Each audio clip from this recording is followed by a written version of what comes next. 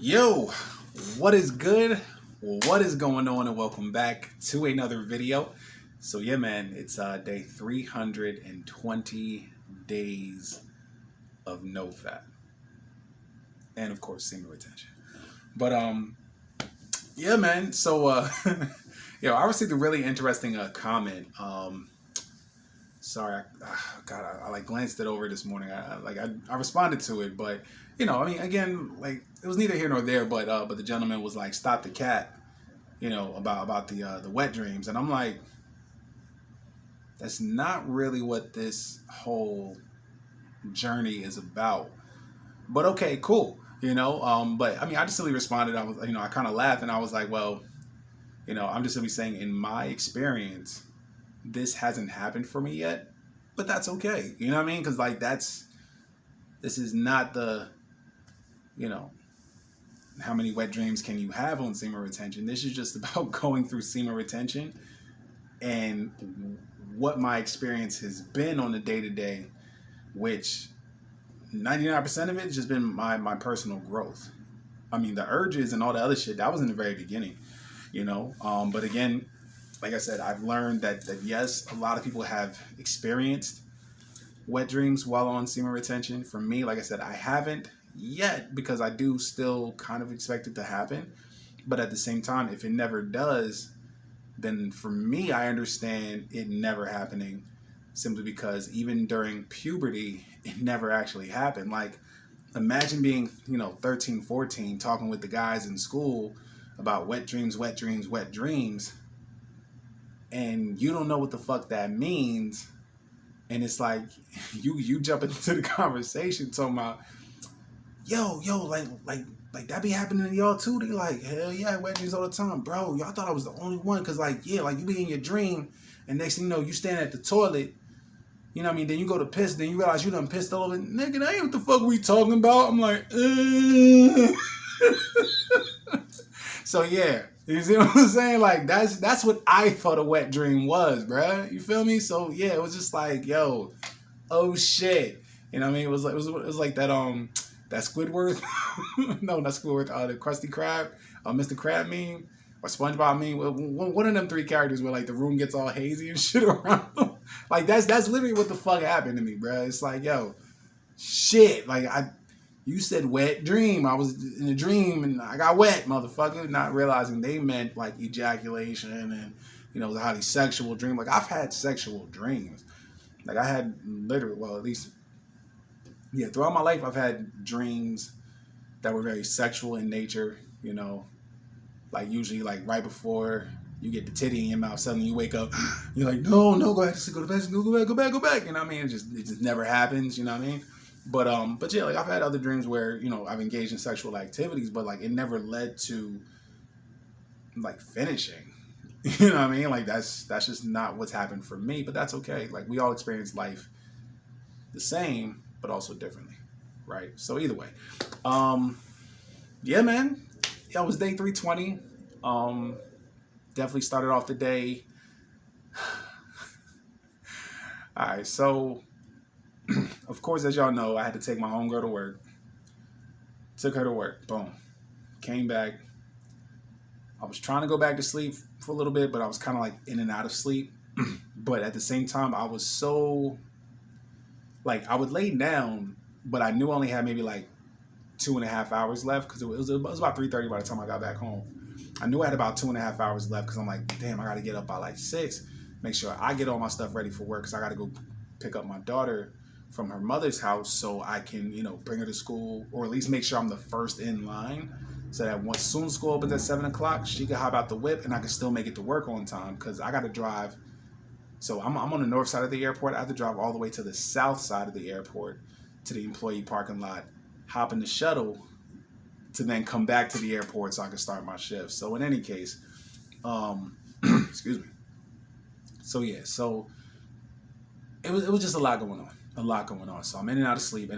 Finally I get up, boom, start getting ready. Now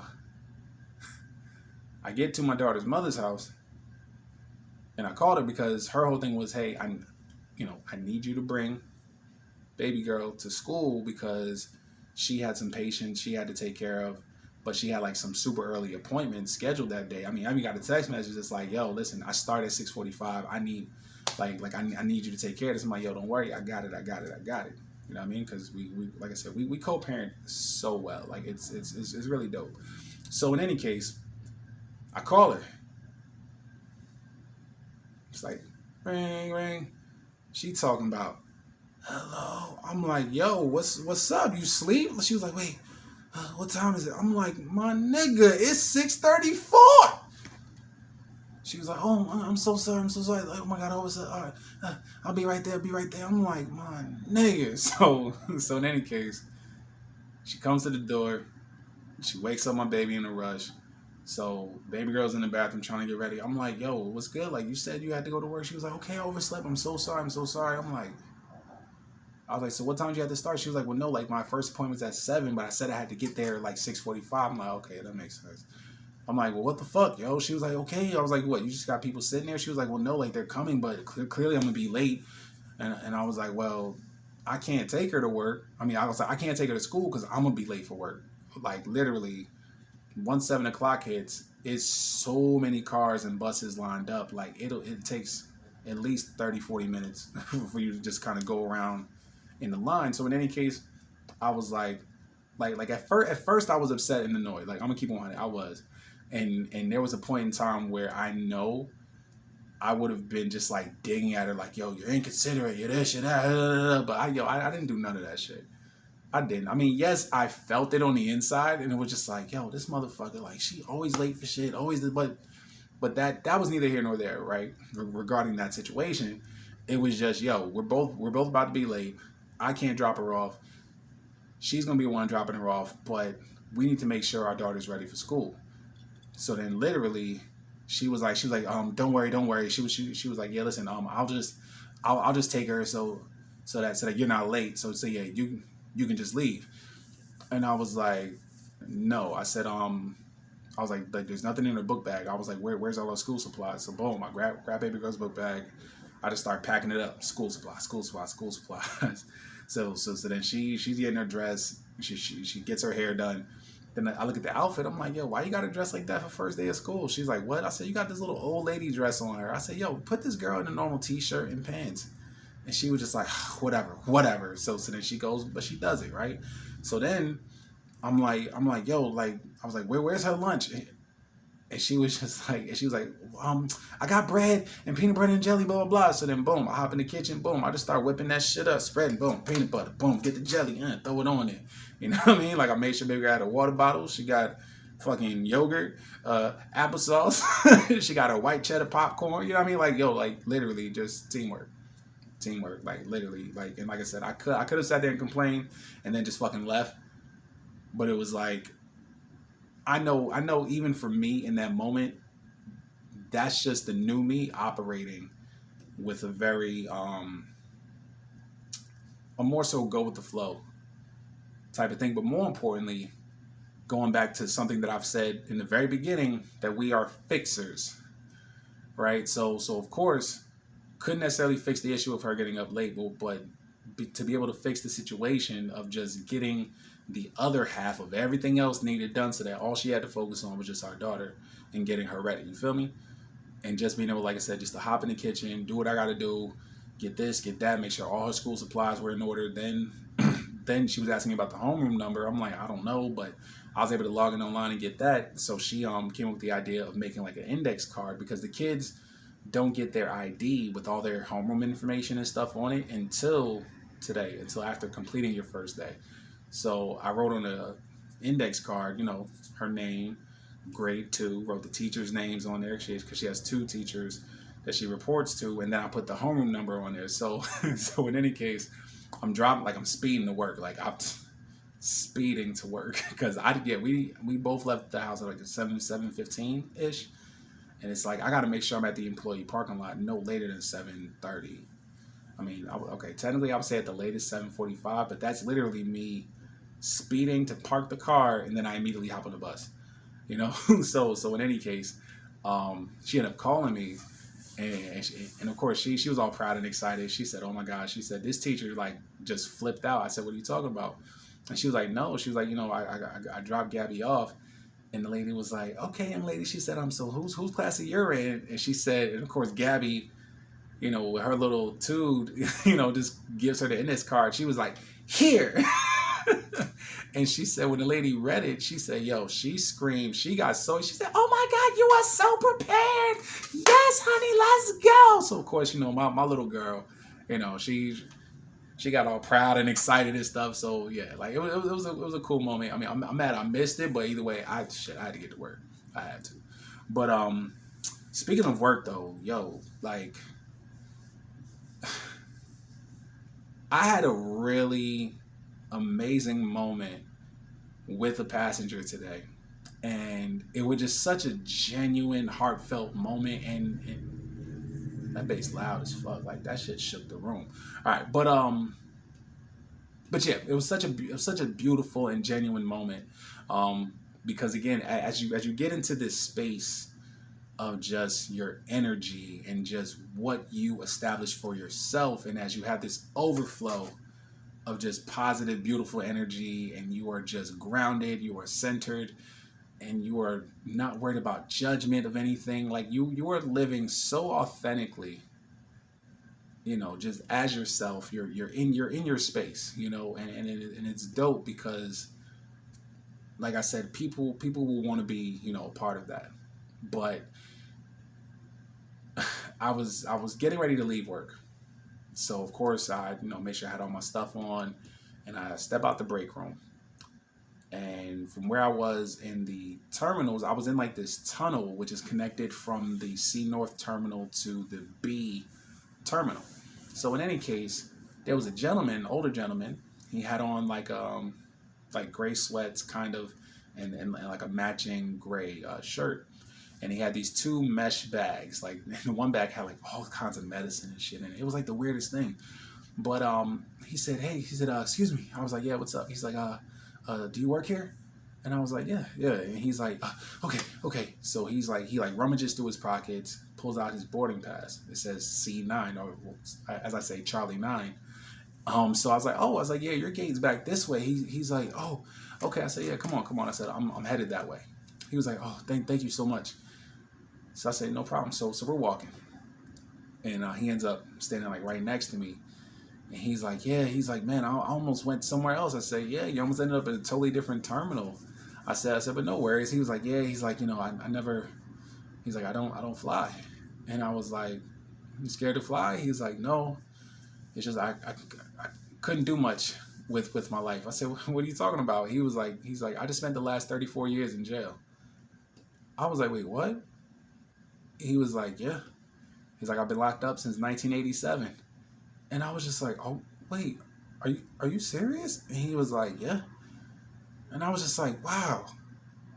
Damn. I said, bro, I was 3. I said, what? He was like, yeah. I was like, so wait, I was like, I saw your boarding pass. So you're headed to, sorry, I can't even think. Sorry. I was like, you're headed to Puerto Rico. And he was like, yeah. He said, I'm going back home. I was like, good. I was like, you got family and stuff? Still, I was like, 30 years is a long time. And he was like, yeah, no. He said, yeah, my kids are there. I mean, of course, they're grown.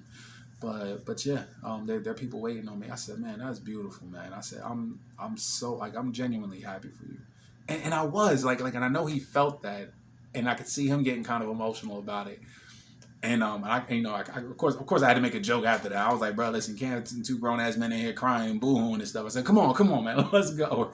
So he started laughing. He's like, no, but thank you. He was like, just speaking to you, like, I'm, it's very comforting. I said, listen, that's what I'm here for, So I actually took the time to walk him to his gate, and then like right when we got to the gate, he was like, okay, so who do I talk to? Like what do I do? And I'm like, damn, that's true. This man been locked up for 3.5 decades.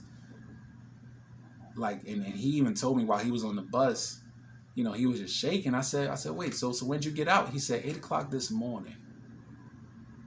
Yo, like, there was just something about that.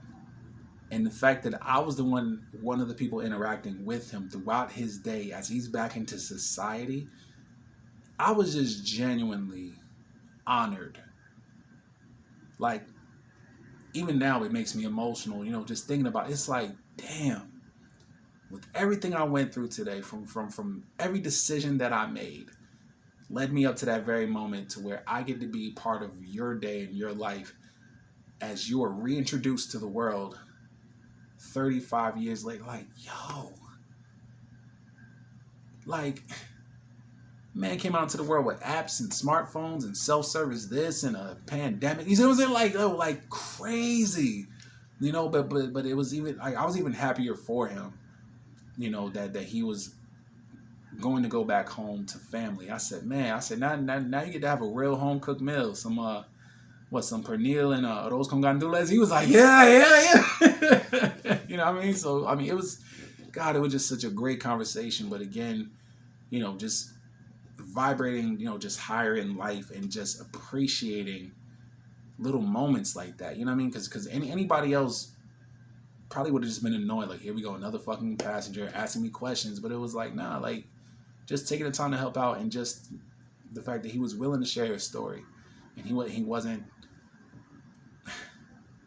He was embarrassed, I can tell, but it wasn't from the standpoint of, or at least the energy I was giving off. He knew that I wouldn't judge him for it, and I just kept saying, "Wow, like I'm just blessed to be here with you in this moment." And he was just, I mean, and like I said, I can tell he was very emotional about that. And like I say, even in return, I was emotional about it. I mean? I was just like, damn, like this is an honor. Like, bro, like of all people, I get to share this moment with you. Like, and to know that you're going back home to your family and loved ones again, man. Like I said, listen, I wish you nothing but blessings on blessings from here on out. Only way is up from here, right? He was like, yeah. Damn, thank you. I was like, yeah, no problem. You know what I mean? But just, man, like that was just such, like, I'm never gonna forget that. I will never forget that. Man just got out, 8 o'clock that morning. All he had was this sweatsuit, gray sweats, gray shirt, and 2 mesh bags with, I mean, that's the only property he owns. He has nothing. I mean, I'm sure, hopefully he has some property back home, but he had to be maybe like 50 something. So he's locked up for 30 something years. He got put away early. You know what I mean? Like it was incredible. It really was. But like I said, as always, just, putting out good energy, and it's just nice to have those types of connections, with people. But just more so to be able to see the beauty in that moment, it just makes life just that much more special. I mean, at least for me. I mean, like, it doesn't have to be that way with everybody. Like, you know what I mean? Like, I'm not saying when you on NoFap, you're gonna start, getting emotional with motherfuckers. It's not like, I'm not saying that, but it's just having that moment really meant a lot to me. So yeah. I'm gonna leave it at that because I gotta take old girl to the airport again. To work, which is at the airport, first thing in the morning. But yeah, I don't think I'm taking my daughter to school. I'll just follow up with her mom before I officially leave to go to work. So Tuesdays and Wednesdays are my days off, but I've actually got approved for some overtime, which is dope because it's time and a half the first day, then double time the second day. So Wednesday, I'll be making twice my pay in the same 5 hours, which is really, really dope. So yeah, man. As always, guys, we show gratitude to the universe and to God because we are grateful, so grateful for the life that we have. And it's so we can manifest the life that we want and deserve, right? As always, guys, I love y'all. I appreciate y'all. Your boy got 45 days left, man. 45 to a year. Let's go. 45 days to 1 year. That's dope. But all right, y'all. Peace.